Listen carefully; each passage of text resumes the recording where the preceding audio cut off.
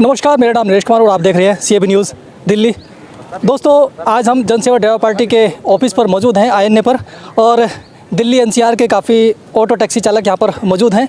जैसा कि सभी को मालूम है, आज के टाइम पर ऐप बेस्ड कंपनियाँ जैसे कि ओला है, उबर है, इनड्राइव है, इनके रेट को लेकर खासा परेशान हैं ये लोग, और आज यहाँ पर कोई सोल्यूशन निकालने के लिए आए थे कि इसके बारे में क्या करना चाहिए। इनड्राइवर ने जो रेट है बिल्कुल ही गिरा रखा है, और इनड्राइवर के गिरे हुए रेट को लेकर ओला और उबर के भी जो रेट हैं आज बिल्कुल गिर चुके हैं, क्योंकि कंपटीशन का ज़माना है। अगर एक ने रेट गिरा के रखे हैं तो दूसरा उसको बढ़ा के नहीं रख सकता है। और आइए हम बात करेंगे आज यहाँ पर क्या क्या बात हुई है, क्या क्या इन लोगों ने आगे का प्लानिंग किया है, हम बात करेंगे। नमस्कार सर, स्वागत है चैनल पर। धन्यवाद नरेश। सर जी, आज यहाँ पर जो ये मीटिंग रखी है, क्या क्या इस मीटिंग में आप लोगों ने फैसले किए? देखिए, यहाँ पे कई सारे मुद्दों पे बात हुई है, और जो हालात हैं वो आपको पता है दिल्ली में बहुत ख़राब चल रहे हैं ड्राइवरों के लिए, क्योंकि ऐप बेस्ड कंपनियों ने इतना रेट डाउन कर दिया है कि अब उनकी लागत, उनका CNG का पैसा भी निकलना मुश्किल हो रहा है। तो यहाँ पे सबसे पहले हमने तो जो इन ड्राइवर है उसको बैन करने का सोचा है सभी के सहयोग से। और तीसरा, जो हमने डिजिटल हड़ताल पहले शुरू की थी और जिसका बहुत अच्छा रिजल्ट भी आया था, वो भी हम दोबारा शुरू करने वाले हैं। डिजिटल हड़ताल वो दोबारा शुरू करेंगे ताकि सभी को एक जायज़ रेट मिले और सभी उस पर अपना अपना विचार रखेंगे, अपनी अपनी बात रखेंगे। डिजिटल हड़ताल में क्या करेंगे आप? जिस तरह पहले हम सवारी की जो ड्यूटी आती थी उनसे पूछते थे क्या पैसा है, क्या लागत है, कहाँ जाना है, और हम उधर जाएंगे, हमारे को बचत होगी नहीं बचत होगी, हमारी लागत मिल पाएगी कि नहीं मिल पाएगी, उस आधार पे हम डिजिटल हड़ताल शुरू करेंगे। तो अभी भी इस बार भी आप कस्टमर से यही पूछेंगे कि कहाँ पे जाना है, कितना किराया है? जी, जो अभी मंडे की बात कर रहे थे कि मंडे को इसको क्लोज़ करेंगे। बिल्कुल, मंडे से हमने इन ड्राइवर का सबको बोल दिया है बहिष्कार करना है, और मैं सभी से निवेदन भी करूंगा, आग्रह भी करूंगा कि सभी इस चीज़ को माने। अगर आपने अपना परिवार पालना है, अपनी गाड़ी बचानी है, लागत निकालनी है, तो इन ड्राइवर का बहिष्कार सोमवार से शुरू कर दें। नहीं, आपने बात की कि इन ड्राइवर ने बहुत पैसा कम किया हुआ या ओला उबर ने पैसा कम किया हुआ, कहीं ना कहीं घाटा तो ये कंपनी को भी होता होगा कि अगर कम किया तो? कंपनी का है क्या? कंपनी का है क्या? गाड़ी आपकी, ड्राइवर आप, तेल आपका, मेंटेनेंस आपकी, किस्त आपकी, सब कुछ तो आपका है। कंपनी का एक ऐप ही तो है। और है क्या कंपनी का? उसको क्या घाटा होना है? नहीं तो फिर मुख्यमंत्री साहब जो यहाँ पर ट्रांसपोर्ट मिनिस्टर हैं, मुख्यमंत्री साहब हैं, और भी तो हैं, उनसे भी तो आप बात कर सकते हो।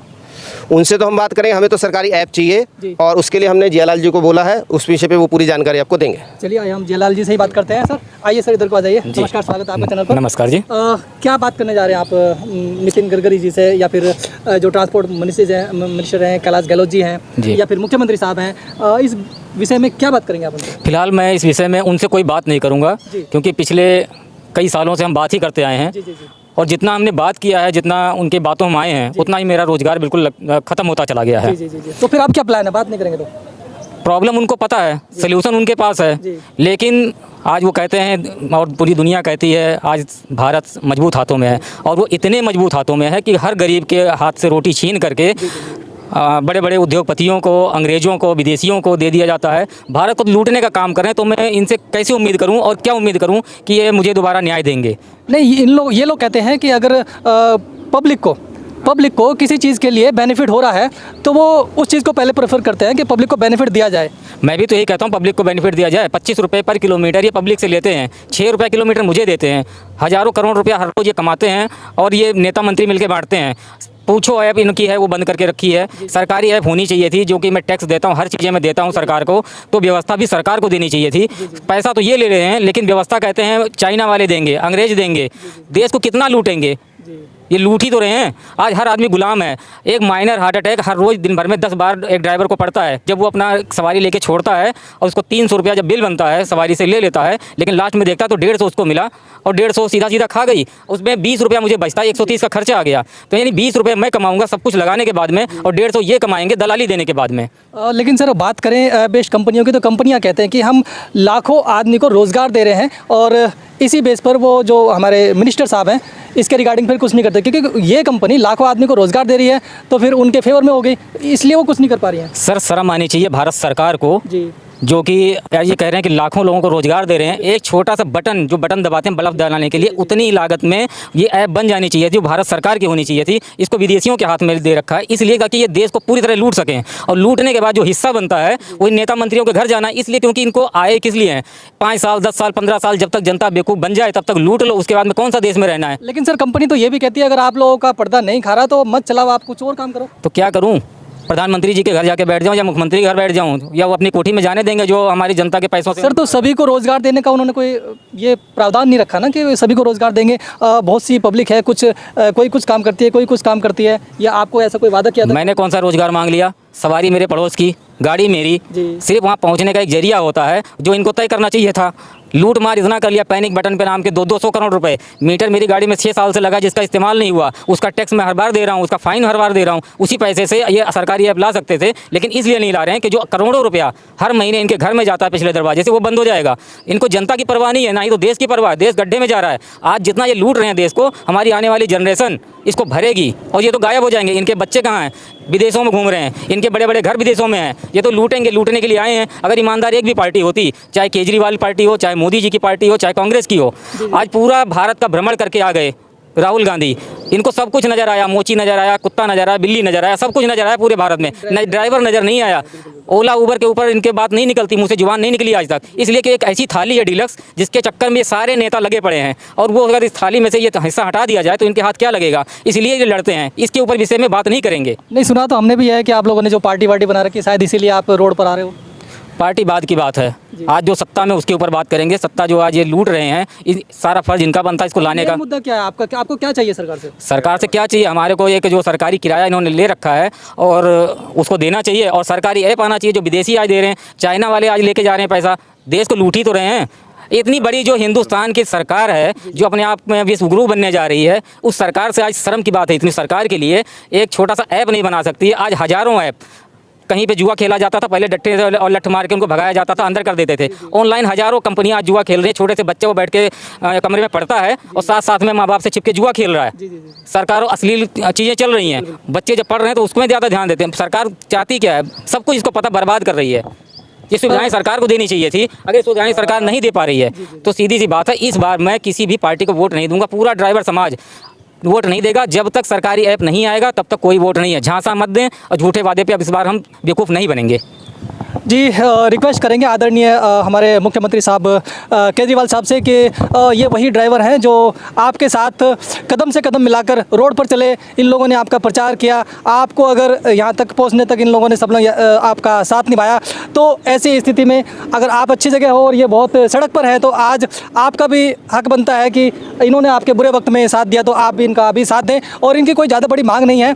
एक मांग ये है कि एक हमको सरकारी ऐप चाहिए, जैसे कि अभी प्राइवेट, जैसे कि ओला है, उबर है, इन ड्राइवर है, उन लोगों ने मनमाने रेट देकर इन लोगों को खासा परेशान किया है। इन लोगों को अपना घर तक नहीं चला पा रहे हैं, और इन लोगों की कोई बहुत बड़ी मांग नहीं है। इन लोगों का कहना है कि अगर सरकार या हमारे आदरणीय केजरीवाल साहब जिनको हमने यहाँ तक पहुँचाया, हमने उनका पूरा कदम से कदम मिलाकर उनका साथ निभाया। उनसे सिर्फ एक छोटी सी विनती है कि एक दिल्ली में सरकारी ऐप ला दे तो शायद इनका गुजारा चल जाएगा। हम बात करेंगे। जी नमस्कार sir. Sir as a party आप जो क्या कहना चाहेंगे आदरणीय केजरीवाल साहब से? देखिए, एक जो स्टेट का सीएम होता है, जी। उसको स्टेट के हर एक नागरिक की हर एक जरूरत को पूरा करना होता है। ये संविधान में लिखा हुआ है। जी। तो यहाँ पे आज जो ड्राइवर समाज है उसको एक सरकारी ऐप की ज़रूरत है। जी। ताकि उनका कमीशन बच पाए, उनको एक अच्छा रेट मिल पाए। और साथ ही साथ मैं बता दूं, अगर एक स्टेट जो है ऐप चलाती है तो स्टेट की जनता के लिए भी उसमें जीएसटी नहीं होता। जैसे अभी इन्होंने बताया था कि पूछो ऐप है, उसमें ना तो सवारी के लिए जीएसटी है और ना ही ड्राइवर के लिए कमीशन है, लेकिन इसको इन्होंने बंद करके रखा हुआ है। क्यों बंद किया है ये वो जाने कि उनको ओला उबर से या अंदर कंपनी से क्या चीज़ मिलती है, किस चीज़ का सहयोग मिलता है, जिसकी वजह से ये ऐप बंद कर रखी है। तो आज की जो डेट है, आज की जो तारीख है, हमारी सबकी एक ही मांग है कि सरकारी ऐप बना कर चालू करके अच्छे से दिल्ली की जनता और दिल्ली के ड्राइवर को दी जानी चाहिए सरकारी रेट पे। क्योंकि जो मैंने बताया था, जीएसटी हज़ारों करोड़ों रुपए जीएसटी दिल्ली की जनता भर रही है, और हज़ारों करोड़ों रुपए का कमीशन दिल्ली का ड्राइवर समाज इन विदेशी ऐप कंपनियों को भर रहा है। चलिए, अब हमने बिल्कुल रिक्वेस्ट कर दिया है आदरणीय केजरीवाल साहब से। और सपोज़ करो अगर दिल्ली सरकार आपके लिए ऐप नहीं बनाती है, तो आप लोग का क्या प्लान है, क्या करने जा रहे हो फिर? ऐप के लिए जैसे भाई साहब ने बोला, तजिंदर जी ने बोला, ऐप हमें बहुत ज़रूरी चाहिए। आज की डेट के अंदर सवारी भी परेशान है और ड्राइवर भी परेशान है। दोनों का मुख्य कारण बताता हूँ। कई बार क्या होता है, एक ही जगह के ऊपर जाने के लिए कोई भी जगह हो, 10 किलोमीटर की चाहे 15 किलोमीटर, कभी उसका फेयर आएगा 200 रुपये, कभी आएगा 300 रुपये, कभी आएगा 400 रुपये। तो ड्राइवर को भी ऐसा ही होता है। कई बार तो जो ड्राइवर को 30% 40% कमीशन लेते हैं, उसी 10 किलोमीटर चलने के ही कई बार ड्राइवर को आता है 115 रुपये, कई बार आते हैं 165 रुपये, कई बार आते हैं 190 रुपये। लेकिन जबकि क्या है 2016 से लेके अब तक सीएनजी के प्राइस इतने हो चुके हैं। मैं अगर प्राइस की बात ना करूं, महंगाई कितनी बढ़ चुकी है। उस समय दूध क्या रेट मिलता था, आज क्या मिलता है, उस समय आटा क्या रेट मिलता था, उस समय मकान का किराया क्या था, आज मकान का किराया क्या है। मकान का किराया वो उससे लेके अब तक कम से कम 100% बढ़ चुका है। जो उस समय 3000 रुपये का मकान का किराया था, आज 6000 रुपये है। वो भी तो खर्चे चलाने थे। लेकिन क्या है, आज की डेट के अंदर ड्राइवर 1500 रुपये नहीं कमा पाता, नहीं कमा पा रहा पूरा 14 घंटे काम करने के ऊपर भी। और दूसरी बात रहती, 1500 रुपये कमाएंगे, कम से कम 700-800 रुपये की तो सीएनजी लग जाती है। 700 रुपये तो उसकी ड्राइवरी भी नहीं निकली 14 घंटे काम करने के बाद। गाड़ी का मेंटेनेंस कहाँ थी। 1 अगस्त 2023 से पहले जो ड्राइवर जितना था उससे और भी कम इन लोगों ने रेट कर दिया है। तो मैं यही इन कंपनियों को और अपने केजरीवाल साहब को बोलना चाहूँगा, आपने बहुत अच्छा किया, शटल बस सर्विस शुरू की है, एरीगेटर को दी है, तो आप अपना कीमती समय निकाल के हमारी समस्याओं को भी हल करें। मैं बहुत आपकी रिस्पेक्ट करता हूं अरविंद केजरीवाल जी, लेकिन जो आपके परिवहन मंत्री हैं उन्होंने हमारा साथ नहीं दिया, हमारी बात नहीं की। उन्होंने टके सा जवाब दे दिया, भाई साहब अगर आप इनसे बेनिफिट नहीं हो, आप चलाते क्यों हैं। नहीं, अभी तो वैसे सुनने में आ रहा है कि जितने भी स्टेट के अंदर ये सेंट्रल गवर्नमेंट है, अभी कंफर्म नहीं है लेकिन सुनने में आ रहा है, हमने पढ़ा है कहीं पर, स्टेट के अंदर जितनी भी ऐप्स चलेंगी, चाहे ऐप के द्वारा टैक्सी चलेंगी या नॉन ऐप के द्वारा टैक्सी चलेंगी, उनका जो किराया है निर्धारित करने का जो अब रिस्पॉन्सिबिलिटी आ गई है, वो आ गई है स्टेट गवर्नमेंट की, यानी कि दिल्ली के अंदर आदरणीय अरविंद केजरीवाल साहब के ऊपर। वो रेट कब तय करेंगे? वो ठीक है जी, पहले भी 12.5 रुपये ये रेट है। लेकिन ऐसा है जी, पानी की बोतल मिलती है 10 रुपये की, आप 10 रुपये से ऊपर नहीं बेच सकते। लेकिन हमें क्या है, जो मजदूरी बंधवा मजदूरी खत्म हो चुकी है, वो हमसे बंधवा मजदूरी करवाई जा रही है। तुम्हें 100 रुपये के अंदर 10 किलोमीटर छोड़ के आना पड़ेगा, 3 किलोमीटर इसको पिकअप लेके आना है। 13 किलोमीटर के अंदर अगर हमें 100 रुपये मिलता है, तो आप नरेश जी बताओ सीएनजी कितने की लगी उसके अंदर? कम से कम 75 रुपये की तो सीएनजी लगी, और उसके अंदर 40 मिनट हमारे लग गए। 40 मिनट उसको छोड़ के आएंगे, 15 मिनट उसको लेके जाएंगे। 1 घंटे की ड्राइवर की सैलरी क्या है आप बता दो? अगर 700 रुपये भी लेता है तो कम से कम 50 रुपये तो उसकी सैलरी होगी। बहुत कम बता रहा हूँ मैं, 50 रुपये तो मिनिमम होनी चाहिए जी। अभी चलो हम चालकों से ही बात कर लेते हैं। आइए सर, आप कितने घंटे काम करते हैं और कितने घंटे में कितना कमा पाते हैं? सभी भाइयों को राम राम। नरेश जी, ऐसा है कम से कम 14 से 16 घंटे हम काम करते हैं। जी। और कल मैंने शाम को 9 बजे निकले, अभी तक मैं काम कर रहा था। थोड़ा देर में मेरा अर्निंग हुआ 1300 कुछ रुपए। ठीक है, उसमें से देखिए सीएनजी है, ड्राइवर है, गाड़ी का मेंटेनेंस है। तो इसमें हम क्या बचत किया और क्या 2 दिन ख़त्म हो गया, तो क्या बचत किया और क्या मैं घर पे ले जाऊँगा। जी, बिल्कुल। जितना बात